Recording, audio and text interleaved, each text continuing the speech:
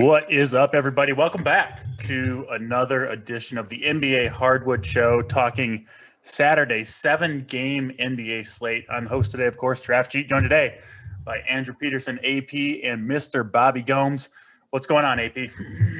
I'm already tilted. We got this guy, Maryi Don Yeezy, in chat saying the JV team. Get the fuck out of here, dude. JV team? AV. Come on, man. We have been crushing the weekend slates. Absolute fire. AV team. I won 200K. We're going to teach this guy a lesson real quick. Come on, dude. No, it's going good.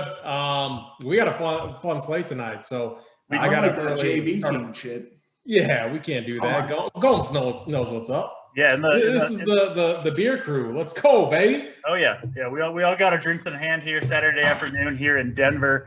I got to hang out with my girlfriend's family tonight, so I got to get a solid buzz going before that happens. So I'll be drinking during the show. Oh, I'd be absolutely hammered for that. You gotta be. You gotta be a little. I hope they're not watching because they do follow me on Twitter, which is also not a good thing. But yeah, Bobby, how you doing today, man?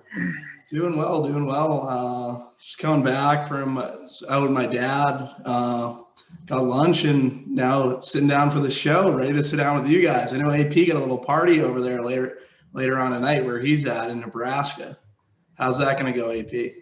So it's going to be awesome. We're going to drink and grill out and have a good time. The weather here is really nice, so you got to take advantage of it for sure. So yeah, we doing this work. All right, so we got people are coming in now. Almost to 200. When are we doing so last week the bet was Gorgie Jang against Konkar. Is that his name? Yeah, we got to come up with a little bit more high-profile bet today, if you will. But yes, you did defeat me.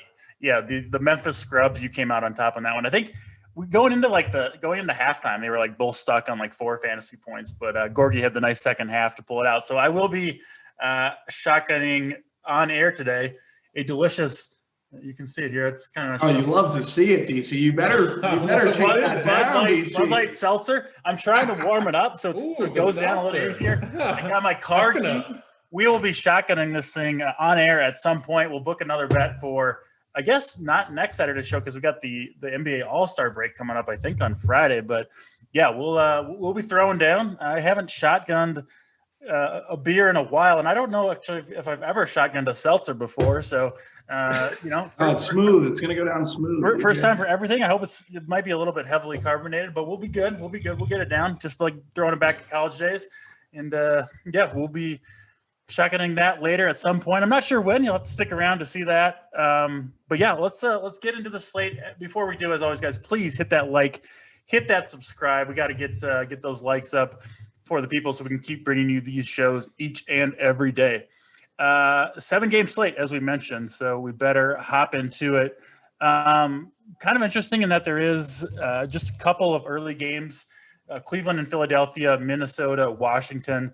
I typically go by the DraftKings order of games, so we'll do that tonight. Cleveland and Philadelphia. In terms of Vegas in this one, the 76ers big favorites, 11.5-point favorites at home. 221 total, which is, kind of in the middle, I guess, for this slate, maybe a little bit low. News and notes, the biggest thing here, not a ton. Tobias Harris going to miss, and then Cedi Osman is questionable to play. We also know Taurean Prince going to miss, so I guess a little bit of news there. But I guess kind of the big story out of Cleveland is, man, Jarrett Allen just popping off. He's basically been Andre Drummond, right? Except for more minutes over these last 4 or 5 games, getting traded over, obviously, from the Nets. So, yeah, Bobby, we'll throw it to you first on this one. Tough matchup for Jarrett Allen. Do you think he can keep it going against Joel Embiid? Because, even at 8,400 on DraftKings, the way he's been producing, he's certainly earned this price tag. Yeah, he's definitely earned this price tag with the usage. For me, going against Embiid obviously brings foul risk. So in that instance, I'd probably be lower than the field on Jarrett Allen. Don't know if I'd full fade because, what big do they have to deal with Embiid, right? Like, they don't really have anyone. He's going to have to play minutes. But for that price, like 8,400, I just think there's better places to go on the slate as of right now, for me at least. How about you, AP? Yeah, so here's the thing. Tonight we have some phenomenal bigs. So like when we're breaking down this game, we gotta remember that we got Joel Embiid obviously in this game. We got Karl Anthony Towns. We got Nikola Jokic. So I mean, there is a lot of bigs to consider. Here's the other thing too. When I was diving in looking at my research, when you take Tobias Harris off the court, so he's out tonight. When you take him off the court, Joel Embiid actually like sees a pretty big bump on the season. He's averaging just under 1.9 fantasy points per minute, and the amount of minutes. I mean, we're talking a pretty large sample size too. So when I saw those numbers, I was like, whew, you know, and a matchup against Jared Allen is pretty tasty. Now on the other side, I completely overlooked it to begin with. And I still don't know if I'll get there, but if you're multi-entering, the Cavs, they have no one. Allen is their main guy that they're going to need to produce. He's going to have to play. Like, he's expensive, but like, here's what you could do. You could say, okay, if Andre Drummond was playing and he was 8.4K, how would you view him? Would you be playing him, you know, even in a matchup against Joel Embiid? You know, I think he would actually get some ownership. And, you know, Jared Allen, you know, he might be better than Drummond. So I think it's an interesting debate. I think the safe play here for sure is Joel Embiid. Then you could look at, you know, Danny Green, Mike Scott for value. I think Mike Scott gets the start. I'm kind of off Simmons. Like, Simmons, this is a game where like the Cavs are not good.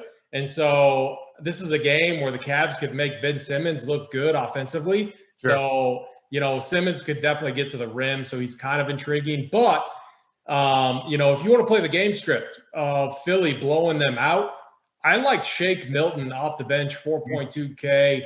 He's going to get a ton of usage anyway, but then he'll get extended run if the 76ers do end up blowing out the Cavs. So really nice spot for Embiid. I kind of like Milton in tournaments, and the Cavs are kind of a stay away, but if you want to get real risky, I think Jared Allen's fine. Yeah, a lot of good stuff there. Shake Milton, you know, he's getting up double-digit shots basically every game. You would assume that would kind of only go up with Tobias Harris out, who's obviously a pretty heavy usage player for them. And like you mentioned with Embiid, you know, you see that with a lot of players on the 76ers. Anytime you take, like if you run the numbers with Simmons off or with Tobias Harris off, you see Embiid's usage and fantasy production kind of skyrocket. I think the reason for that is because, I mean, realistically, like Embiid doesn't need the offense to you know, they don't need to like run plays. Like Embiid can be the offense, right? They can just throw it down into him in the low post and he goes to work. Like that's an offense in and of itself. So when you take one of these important players off the court, I think what kind of happens to the 76ers in general is that they just go to Embiid over and over again because they can. And he's just fantastic. That does worry me for Jared Allen, right? Like he's going to have to defend Embiid. He's going to be on Embiid when Embiid gets those post entries, and those are going to happen early and often in this game. You know, Allen has been very good this year at avoiding foul trouble. I think he's at like less than 2 personal fouls per game. And, you know, you look at these last few matchups, it's 1, 2, 0 personal fouls. So, you know, maybe he lets Embiid kind of do his thing and avoids foul trouble. But I am a little bit worried about that for Allen. But like you mentioned, AP, you know, if he can avoid foul trouble, I think he's going to have a big game in this one. So kind of a lot of places you can go. It's a pretty good game to kick it off, I think. Where do you rank Embiid, Bobby, amongst all these centers? Because, man, there are a lot of them. Towns, Jokic, Embiid, Allen himself. Most of the big centers are on this slate. You know, do you think this matchup is tough for Embiid, or are you willing to pay this price tag? I think he'll be maybe a little bit lower owned than most, but I certainly like him quite a bit. Yeah, I'm willing to pay the tag. I think if it's Embiid versus Jokic, for me, I'm more of a GVP player, and I feel like a lot of that ownership is going to be going to Jokic. I could be wrong on that, but I feel like Jokic will probably be the safer play for a lot of people, especially with the 11-point spread in this game. And, well, wait, what's the actual spread in this game right now? 11.5. 11.5, yeah. So 11.5-point spread. I know it's a 7-point spread versus OKC. OKC bigs just got absolutely destroyed last night with Horford out. I think more people are going to flock to Jokic relative to Embiid, Jared Allen. Like I've always liked the target centers versus Jared Allen. So Yeah, they preferred Jared Allen relative to Jokic. Might prefer Towns to both, but we can kind of get there. Yeah, we'll get there next as it progresses. Yeah, Mike Scott's also a good. He's going to be in play. We get a little peek behind the paywall. We have him on the cash chart, and Mangone and Hoop have him up there. He's for someone in value, not like obviously with Tobias Harris. Like usage has to go somewhere. And AP mentioned Shake. I think Shake's a good play. I think he's definitely in the same conversation as Mike Scott. Like this value isn't the greatest, but it is what it is. So definitely have to roll with it if that's what presents itself in DFS, right? Yeah, makes sense. I wish Hoop was on the show so I could do a Mike Scott bet with him. I don't know about this Mike Scottness. AP, you on the Mike Scott train? It feels like it could be derailed.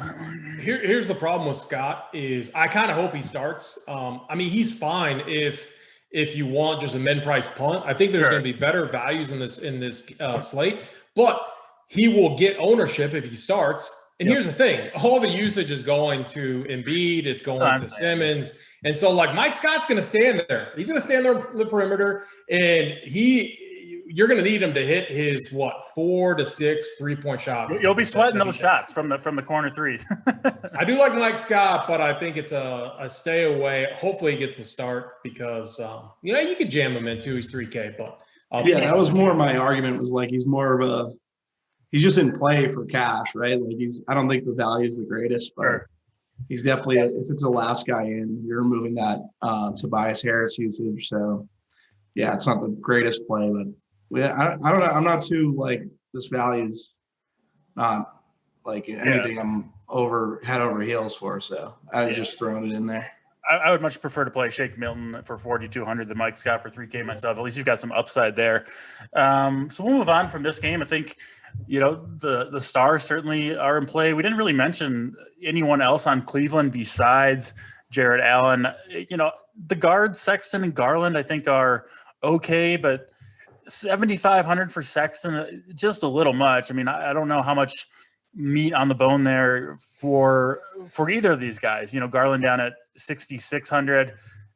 At that point, you're kind of hoping for 40 plus fantasy points from both of those guys, and they don't get there all that often. So, I'm just not really on those guys in this matchup.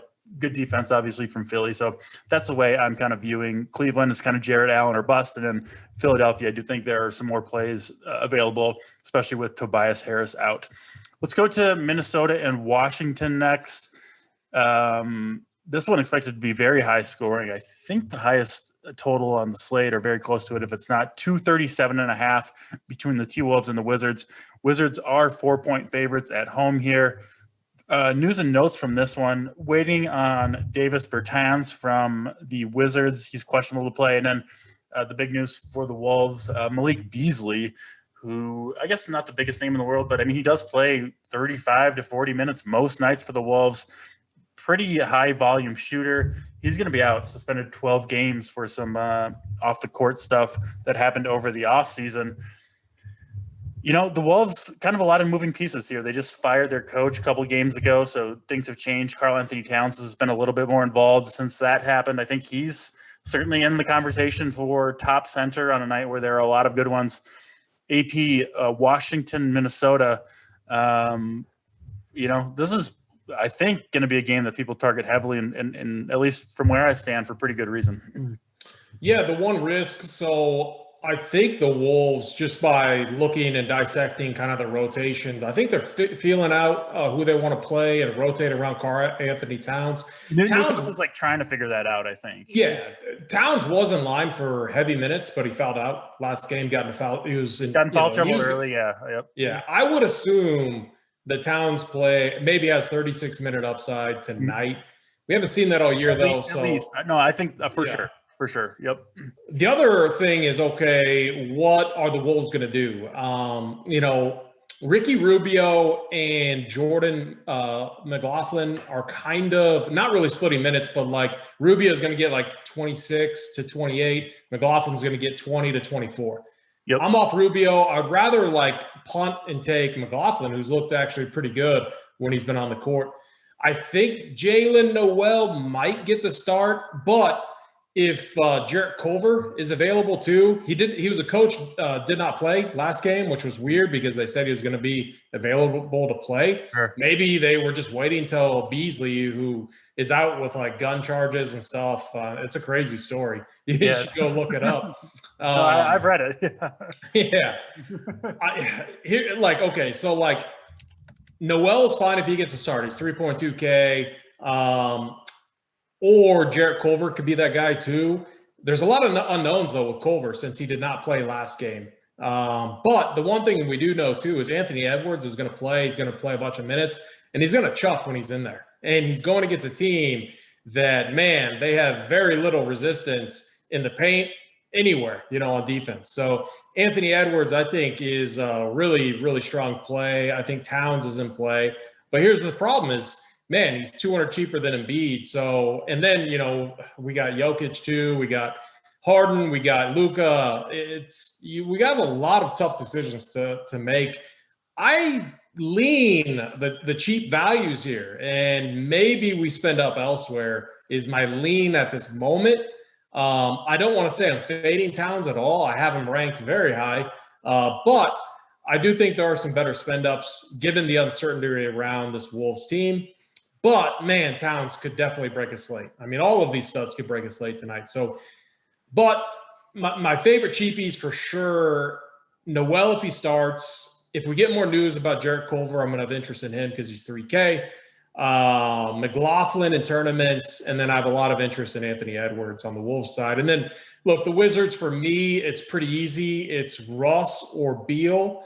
And you have to weigh them again against the other studs on the slate. So I view it as they're both healthy. We're going to get Harden, who he's by himself on his team. And the last time he was in a situation like that, he exploded. So we have some really tough decisions tonight. I like this game environment. I don't think if you click any of those names, you're going to be disappointed. It's just trying to figure out who's the better play overall. Yeah, you obviously can't play all the studs. I do like Towns a lot tonight. I think people, maybe going to see the 30, 31 minutes he got last game and be a little bit shy. But like you said, foul trouble in the second quarter. He missed like 4 or 5 minutes there. Then foul trouble in the overtime. And I do think in games that they're competing in, I don't expect him to get in foul trouble here. You never know. That he is going to play 36, 37 minutes under the new coaching staff. They've said they want to win games. Obviously haven't done that so far, but I do think if they're playing well, they will, leave him out there for a fair bit of minutes. So yeah, I like him. Edwards, man, you never know what you're going to get from that guy from a production standpoint. But like you mentioned, the usage is there almost every game. 20 shots last game, big minutes. That's just what we're going to see, especially with Beasley out. Obviously, they're kind of short on the wing there. And Noel, like you mentioned, AP, I mean, the dude's almost been a fantasy point per minute player, playing roughly 20 minutes in each of these last 2 games under the new coach. Now with Beasley out, if he does start, if he plays well, you could be looking at 30-plus minutes for Noel. I think that's certainly possible. We just don't know. We really haven't seen the situation both with the coach and Beasley out. I don't know if Beasley's missed a game this whole year. So, yeah, I like Noel. Culver, like you mentioned, I mean, hard to play a guy coming off a DNP, right? At least for me, but he'll be certainly low owned if you wanted to go in that direction. Maybe he even starts. Who knows what the Wolves will do. So, Bobby, we kind of broke down the Wolves here in depth. What do you think about the Wizards side? We haven't really talked that much yet about Westbrook and Bradley Beal.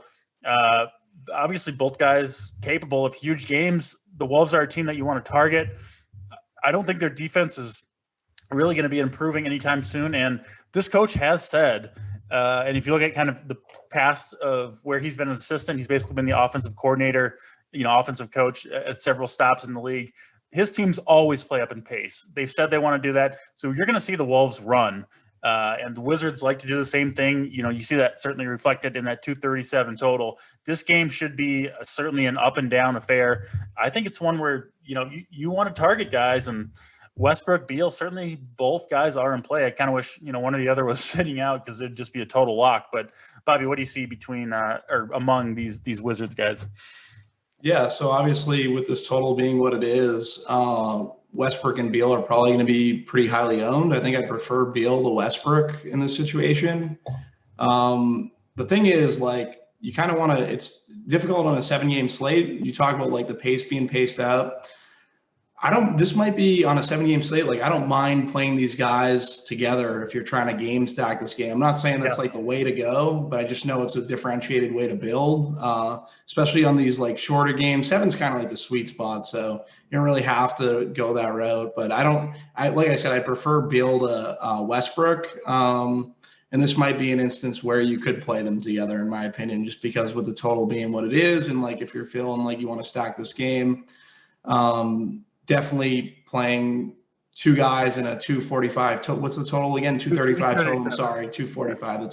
It'd be differentiated in terms of like building lineups these guys are going to be chalky. So just to be different around the construction would be a way I'd kind of suggest approaching it. My favorite would be Beal, like I said. And going back to the first question, Towns versus Embiid, I'd prefer Embiid. I didn't realize Embiid was 10-3 and Towns was 10-1. I think I'd prefer Embiid.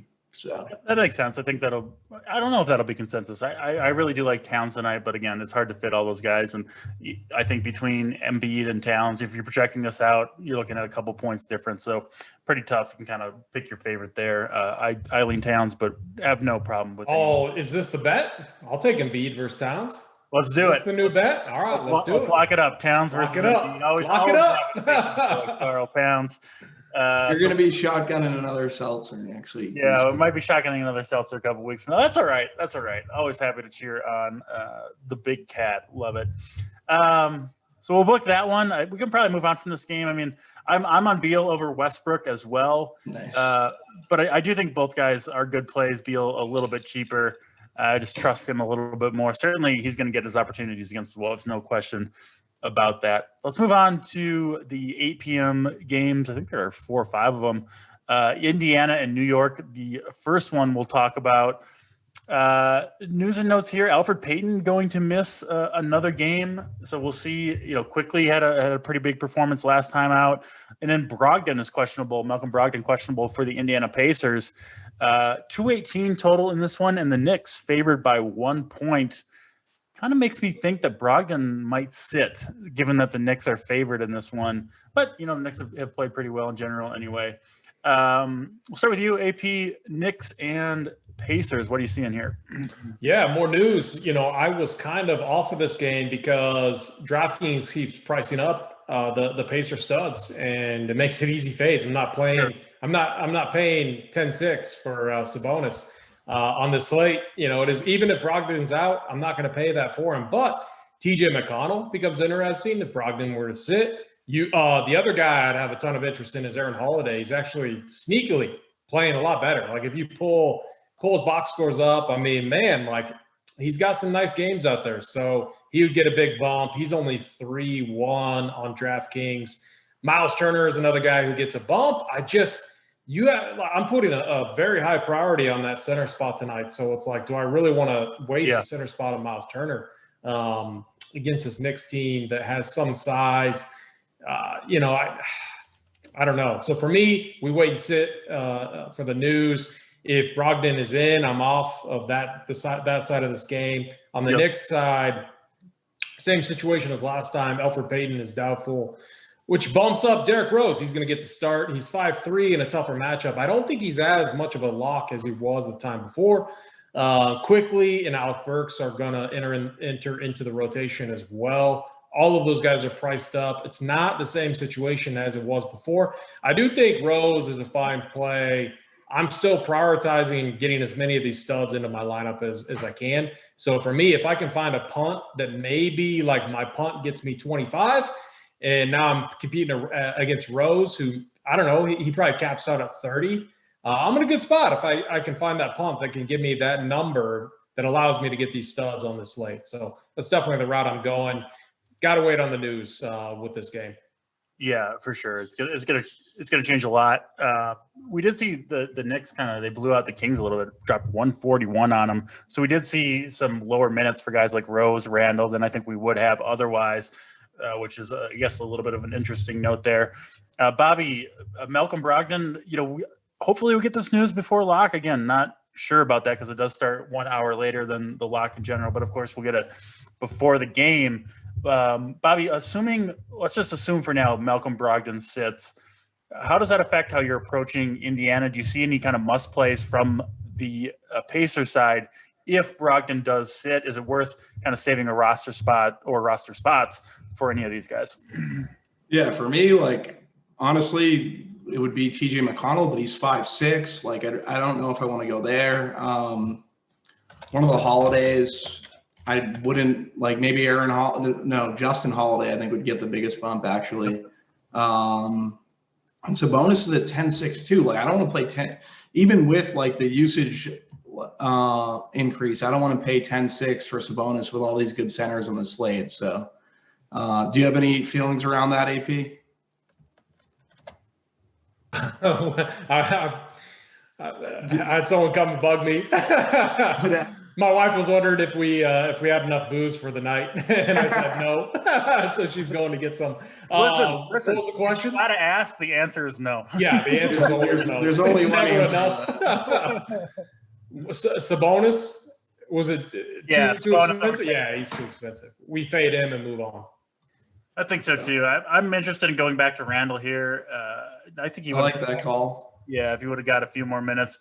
If you look at kind of just how the Knicks offense operated with Peyton out in terms of, who had the ball in their hands, like RJ Barrett didn't really get any more touches. He was actually almost less involved. They did reintroduce Frank Ntilikina back into the lineup, but he got some garbage time run. But yeah, Derrick Rose, Randall, and then Emmanuel Quickly, when he was out there, had the ball in his hands a ton. So that's kind of how we could expect the new look Knicks without their starting point guard to operate. Hey, nice job on the pronunciation there. Ntilikina. I mean, that's. Am I right? I don't know. I was just guessing. It is. No, it's spot on. Yeah. Frankie Nicotine. Yeah, I used to. The T is silent. I learned that. I don't want to be pulling a JT Hayes with DJ Augustine. No. Oh yeah. Yeah. And, Damian Lillard. We can't be doing all that. So yeah, I appreciate the shout out there. I don't really have much else from this game, frankly. I think it's one that I don't anticipate having a ton of players from. If Brogdon misses, these Pacers guys are just priced up a little bit. So against the Knicks, who play slow, who play pretty good defense, even if Brogdon misses, yes, it does bring more of those guys into play, but I'm not really seeing anyone that you need to play from Indiana, even in the event that Brogdon does indeed sit out. Let's go to Denver and OKC. OKC seemingly missing guys every game. 220 total in this one. Thunder 6.5-point home underdogs. Nuggets favored. We've mentioned Jokic a couple times already. He is, I don't know, just always in play. He's just been so good this season. Every single game, it seems like. Triple-double threat, obviously, just been phenomenal. They will still be missing the Nuggets, that is, Millsap and JaMychal Green. So some minutes open up there, at the small forward, power forward positions. PJ Dozier, questionable to play, and Hamidou Diallo going to miss this game for OKC. So, yeah, I mean – Millsap, Jokic, the big question is Jokic, right? Where do you rank him between or amongst Embiid and Towns? It's tough for me. I love all these guys, frankly. I'm taking Towns over Embiid. I guess I would probably take Jokic over both, just in terms of raw fantasy production. Bobby, how do you rank those three? Yeah, so I think it'd be Embiid, Jokic, Towns. I was flip-flopping. I like Towns when I originally seen maybe, yeah, it's close between Towns and Jokic for me, but I think Embiid's the priority. AP, I know you obviously have Embiid over Towns. Where do you rank Jokic among those three? Yeah, so Jokic is going to be really low tonight. He's 10-9. I thought he was going to be higher up. Like, from what I'm looking at, I thought he was going to hit. I think he's going to be extremely low on tonight. He's 10-9 on a slate loaded with studs in good spots. But here's the thing. If this game stays close, he could absolutely break the slate. He put up 56 in 28 minutes against the same OKC team, and they blew them out in that game. this Thunder team is scrappy. They're very scrappy. They get Horford back. If they stay in it, Jokic is going to need to play big minutes. If he plays big minutes, and if they throw Lou Dort on, say, Jamal Murray, because Murray's been hot. So if I'm OKC, I'm throwing Lou Dort on him, lock him up like he's done to a lot of people, and everything goes through Jokic then. They'll get Campazzo on the floor, like running around, passing the ball behind his back and all that stuff. But it's all going to go through Jokic, and he's going to be 3 to 5% owned on the slate. And he could, I'm almost going back to my, Embiid Jokic build, because I do think we're going to get tons of value at the guard position. So looks like if we can get some elite value at the guard position, spend up at the center position, prioritize that.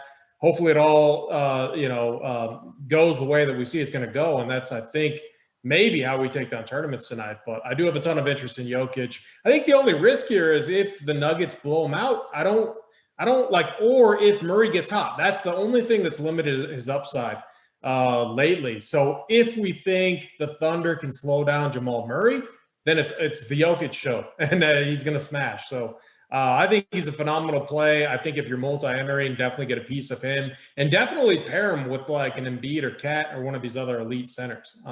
I think at least 2 of them are going to smash tonight for sure. I like the dual center, the elite dual center pairing on DraftKings tonight. Sometimes you kind of get a little bit of a unique build, right? Because most people don't want to, or I don't know, you plug in one elite center and you kind of move on, not thinking that you're going to play 2 of them in the same lineup, especially when they're so expensive. So I think that could definitely be a good way to go. Anything on the OKC side, Bobby? I'm not seeing a ton that I'm really interested in. Most of these guys, just a little bit pricey for me, not the best matchup in the world. Do you see anything that stands out from the Thunder? Yeah, so basically I like Baisley's positional eligibility if you wanted to go away from that 2 center build. But you guys just made a really strong case for it. I don't mind playing with center. Basically had a good game last night. Young leg, so I don't mind going to him in a back-to-back. But yeah, outside of that, there's not too much. Maybe Horford because he has to deal with Jokic, but wings versus Denver, right? Baisley pretty much is going to play in a wing scenario. He's going to be the 4. So that would be the one guy I'd have the most interest in. Yeah, that makes sense. Yeah, I think that's pretty much it from Denver. Okay, yeah. So we'll see how the news all shakes out there. Let's go to, I think the games are almost kind of getting better as we go, at least from a fantasy perspective, as we go move along this slate. The next game we'll talk about, Utah and Orlando. Biggest piece of news here by far, in my opinion, is that Mike Conley will sit this one out. Jazz, I mentioned it a lot. Man, they are playing some pretty fantastic basketball right now. Certainly see that reflected in the spread in this one. The Jazz 9.5-point favorites on the road in Orlando, 221 total. And with Conley out, we saw this, 2-3 weeks ago. I think Conley missed a couple weeks. We saw a lot of Donovan Mitchell running more pick and roll. I mean, the Jazz have basically 3 primary playmakers, ball handlers, and that's Conley, Mitchell, and then Joe Ingles, who I think is a really interesting play here at 5,100. I think people forget that he is sort of a point forward, point guard for them. That's pretty much how he plays. He'll get more minutes. He'll have opportunities in this one. So I do like him. Mitchell is priced up, but he's been playing really well and will get more opportunity in this game with Conley out. There's just no question about it. More opportunity shooting it, and especially as a playmaker. So, I don't love targeting Orlando. They play a little bit slower and their defense isn't too bad, but I'm willing to pay that, $8,500 DraftKings price tag for Mitchell. As I mentioned, I do like Ingles at 5,100.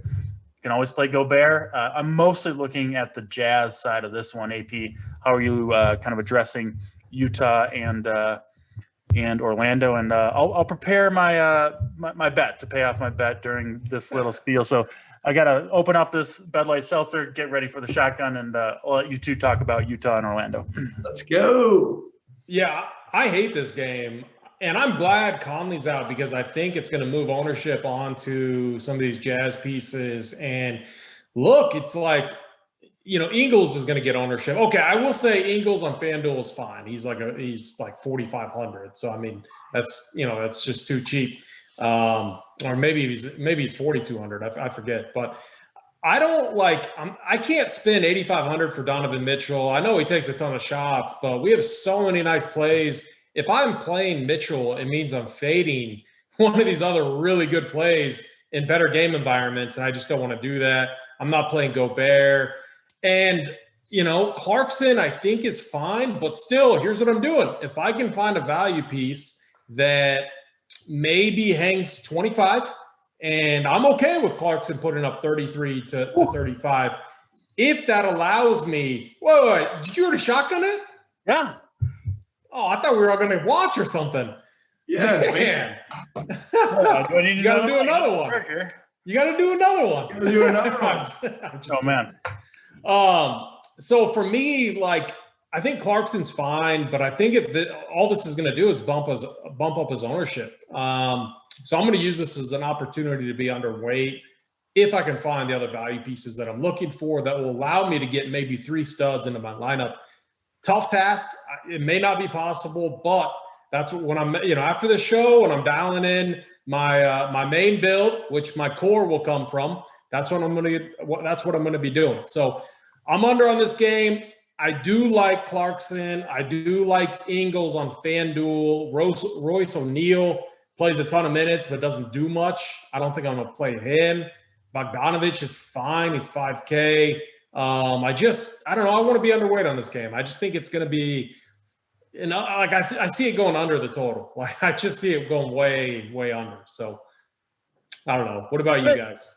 That makes sense. I'm definitely higher on Mitchell and Ingles in particular, the two guys that I'm looking at from the Jazz. Bobby, how are you addressing Jazz and Orlando? And I got to say, I'm feeling pretty good after that shotgun action. Nice. Little spillage, a little rusty. My skills aren't what they used to be on the shotgun, but I think I got 90% of it down before the spill, so it's all good. Yeah, it looked pretty good to me, bro. I like that. That was good. That was impressive. The Discord's asking for one more. We'll see. I might have that. One more. Yeah. So Clarkson, I think, is going to be the highest on this guard trio with Conley out. I don't mind Clarkson. I feel like he's good in chalk and single entries. I don't mind going there if you wanted to undercut him and go with Ingles and maybe deeper GPPs. I get it at 5-1. Mitchell chucks at 30. What's he, 8,500? Yeah. He's not a terrible play. They give up a lot of threes, this Magic team, but he's a terrible play for this slate. But he's not. But what I'm trying to say is he's not the worst play, but he's definitely not someone I'm more aligned with AP. Right? I don't think I'd get to much, but I get in terms of GBPs, if you're playing large field stuff, and you wanted to go there, I wouldn't fault you for it. That makes sense. I guess maybe we'll see some decently low ownership on Mitchell. Yeah, that's what I'm saying. If you can make that, if you're going to I'm thinking you're going to see the issue for me is I think you're going to see Mitchell in a similar Doncic range. So in that instance, I just like Doncic versus the Nets. Obviously, they're not the same price, but I think in regards to ownership, they're going to fall in the same sector. So.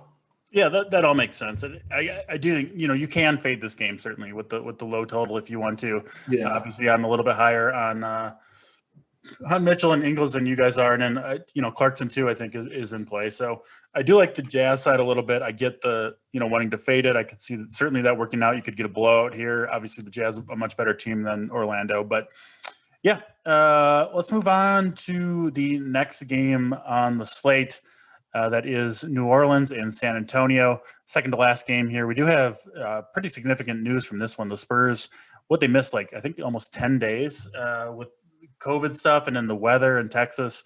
Not sure exactly how that, the combination of the two, but they were off a long time. They have returned, but they're still missing a number of players. Derek White, Keldon Johnson, Devin Vassell, and Rudy Gay all going to be out for the Spurs. They were also missing DeMar DeRozan in their last game, but he will return for this one. However, LaMarcus Aldridge now questionable to play.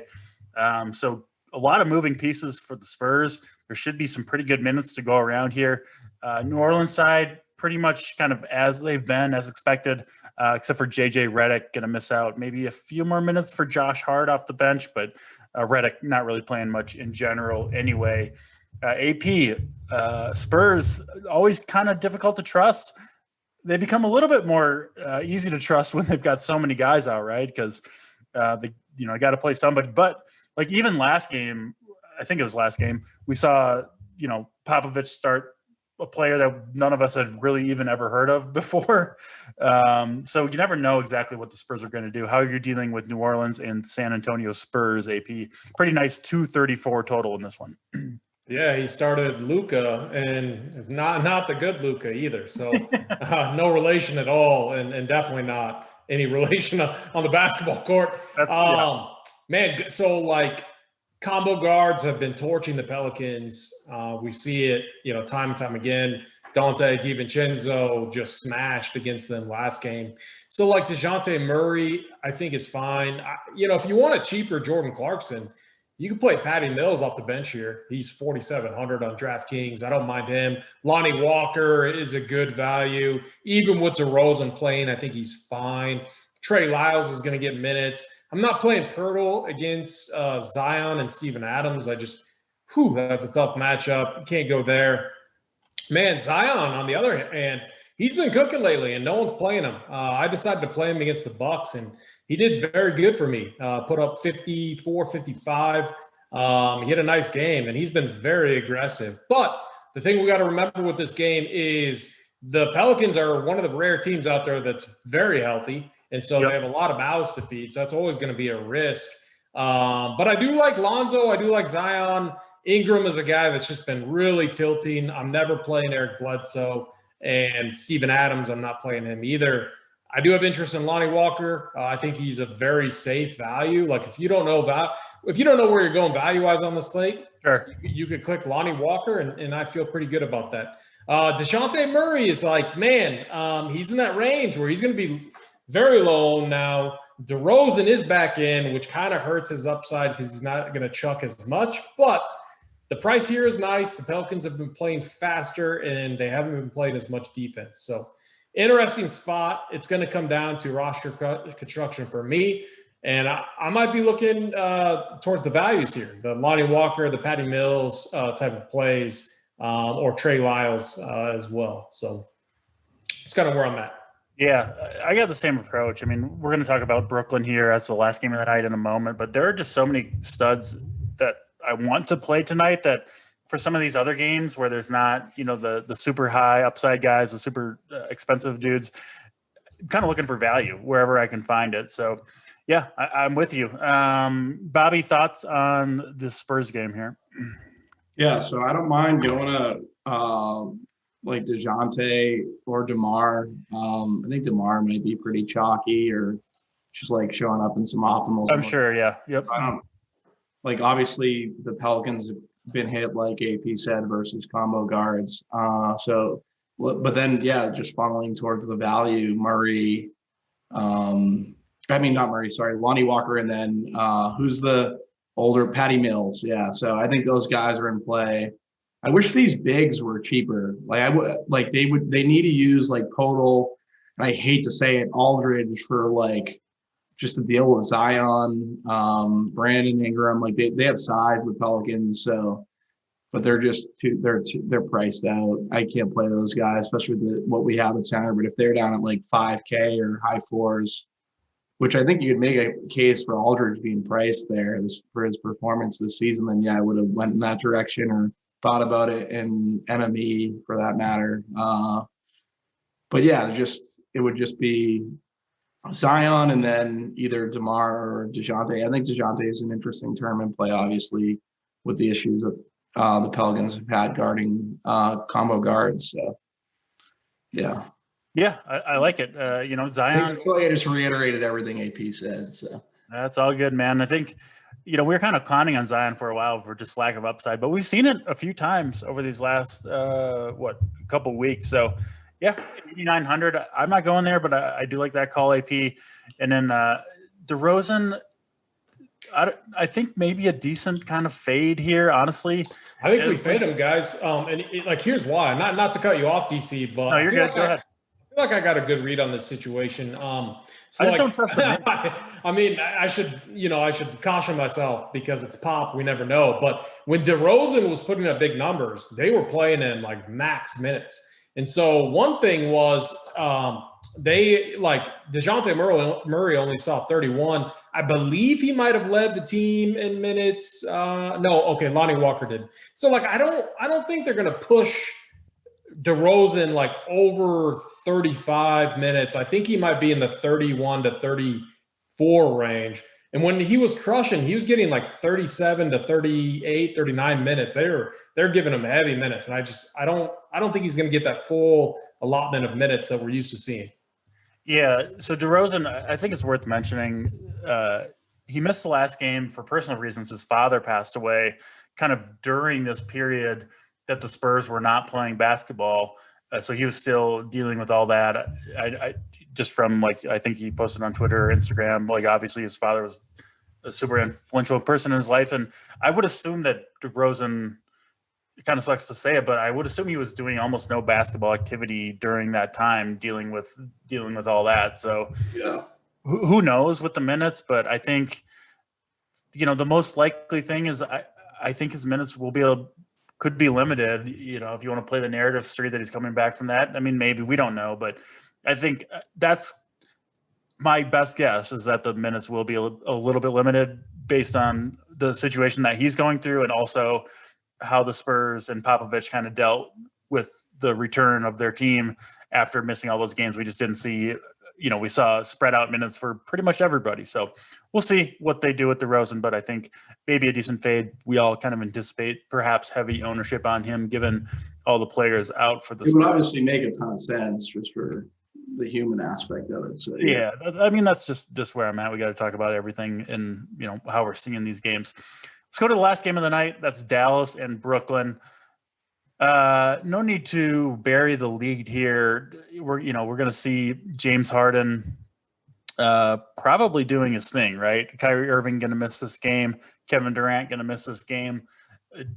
Brooklyn kind of gutted their roster basically to acquire James Harden from Houston. And so when the other two stars are missing, we kind of know what to expect from Harden. We've seen it so many times over the years.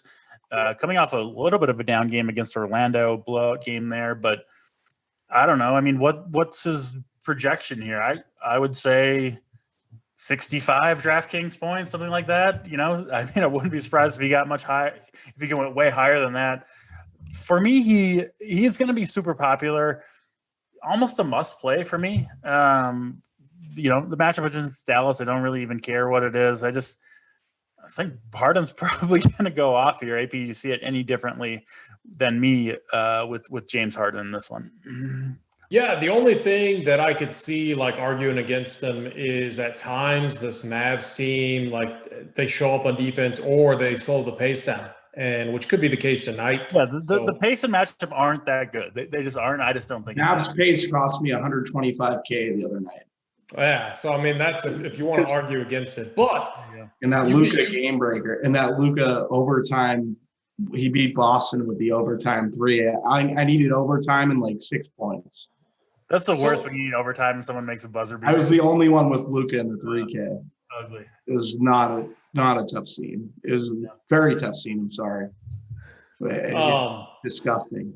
So the last time KD and Kyrie were both out was against the Suns. And there's a lot of similarities. Harden went off for almost 70. I think he put up 68. We saw Tyler Johnson get the start in that game, and he played 32 minutes. So I think that's something to note. Nothing's been announced of yet, but the starting lineup was Tyler Johnson, Bruce Brown, DeAndre Jordan, Joe Harris, James Harden. So I would expect something similar. Bruce Brown has been playing very well. But Tyler Johnson, 3.2K, another guy to help facilitate things. But it's going to be the Harden show. I think he's going to play heavy minutes here, and his usage, fantasy points per minute, all of that are just extremely elite in this scenario. So very tough fade for sure. On the other side of the court, I mean, Luka, God, how are the Nets going to match up with Porzingis and Luka? Like those two could smash too. So this is an absolute late hammer spot where it's like, man, think about your night. Like, are you going to be, do you want to get, do you want to, there's elite plays everywhere. Okay. So it comes down to, where do I want my sweat? Do I want to get all of my plays in and then be sweating Luka and Harden? Or do I want to find the right value plays? And maybe we get Luka, Harden, hammers, and maybe we watch some of these other guys bust. I mean, you can make arguments either way. Luka, Harden are just phenomenal plays tonight.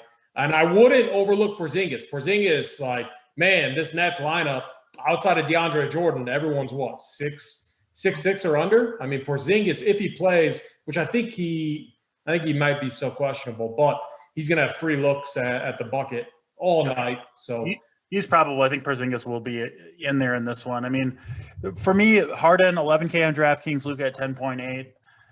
Luka's been phenomenal, and I know Harden will be, I assume, much higher owned. It's not a tough call for me. I'm taking Harden every time in this one, at least from a head-to-head perspective. Not that Luka can't have a great game, but if I'm betting the head-to-head prop here, it's going to be Luka for me. Bobby, 233 total in this one, a spread of just one, Brooklyn favored by one, expected to be close.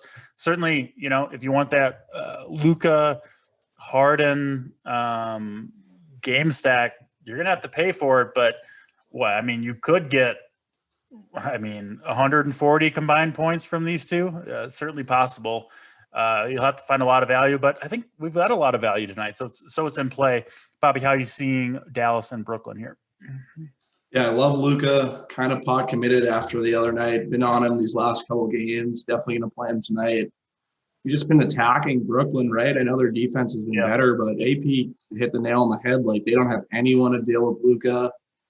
I don't think they have really anyone to deal with Porzingis either. I'm just trying to pull up something to give me some confidence in playing Porzingis, but Nets get killed by centers. Like, we know that. What's Porzingis' ownership? Like, are we going to get him alone? Like, we must, right? With all this center value. Yeah, he's going to be 6.4%. Like, give me hasn't played in almost 2 weeks. Last time he played was really 14th, and I'm kind of surprised his price hasn't come down. I mean, 8,100 is kind of a high price for him anyway, and he especially haven't played in 2 weeks. So I guess I know the matchup's great. I'm a little bit more hesitant on Porzingis, I think, than you guys are. I'm definitely, so if he hasn't been playing, like, I know he's been out. I didn't know if we get like a word on minutes, I'd kind of pay attention to that. 8,100, like, yeah, you're right. Like, why isn't this price came down? I'm just saying, if you fade these two guys, it is the ultimate sweat, because this is such a smash spot for Luka. And then Luka, don't look at your phone for a couple hours. Luka gotta be the play, man. Like, I think both of them are. I think they both put up 70 plus. I mean, you're going to need your early guys to go nuts, like nuts. So it's going to be. Yeah, I'm with you. I Luka and Harden, like, this is the game for me. I'm probably going to be building around this game. I wish Porzingis had played, or we were getting minutes, because this would be like the perfect situation, like I talked about, in terms of like differentiating your construction, if Porzingis was cheaper, getting him and Luka in the same lineup. I wouldn't mind doing that, kind of assuming all the Dallas usage. It would be differentiated on a 7-game slate, and be similar towards the Westbrook Beal type of play that I was kind of talking about earlier. I like the two of those guys. I wish those minutes. I wish we'd get word on Luka's minutes. I mean, Porzingis' minutes, but if he hasn't played in 2 weeks, like, he's probably not going to be extended. These other Dallas bigs, like, do we have any, like, Maxi Kleber, these guys, any interest that what are their prices? Because I feel like he's coming back. I'm off most of those guys, I think, because 4,200. Yeah, I don't know. I just question the minutes. Obviously, the matchup's good against Brooklyn, a team to target, but I think most things here are going to run through Luka and then Porzingis too, who, again, we don't know about his minutes. I would expect maybe 30 in this game. Over that, I would be a little bit hesitant to project him for over 30 minutes, but I think he'll be out there a fair bit, at least coming off that injury. So we'll see. But yeah, obviously a great game to target. For me, it's Harden is the one that I really want. Luka looks like a good play too. And as AP mentioned, if you're fading this one, You might be winning some money. We'll see if you're winning any money at the conclusion of Nets and Mavericks. That is all 7 games. I should mention, head on over to runpeersports.com. You can use promo code Workbench21 to get a little discount there. We've got everything you need for all sports, betting, DFS, Discord. We've got channels in the Discord discussing, if you're in Top Shots or trading cards, whatever it may be, head over to runpeersports.com. I think you'll be very satisfied with the product. I'll have my core plays coming in this next hour. I'll be in Discord answering any questions, maybe shotgunning some more because we will see. Final thoughts, AP, on this slate overall, general strategy. What else do you have for the people? I think it's find the best values, jam them in, and find the best studs, and you're going to be sitting good. It's a pretty good strategy in general. Bobby, final thoughts here? Yeah, I'm pretty much with AP. I love Luka tonight. I know it's kind of a cop-out, but if we're going to get Luka 15% out, just play Luka. It's going to smash. Yeah, can't hate it. That'll do it for us. I will be back, I believe, with Titletown tomorrow, bringing you up to lock on Sunday's slate. Of course, we'll have everything you need, again, at runpeersports.com to get in the green. He is Bobby. He's AP. I'm Draftcheat, and we will see you tomorrow. Later.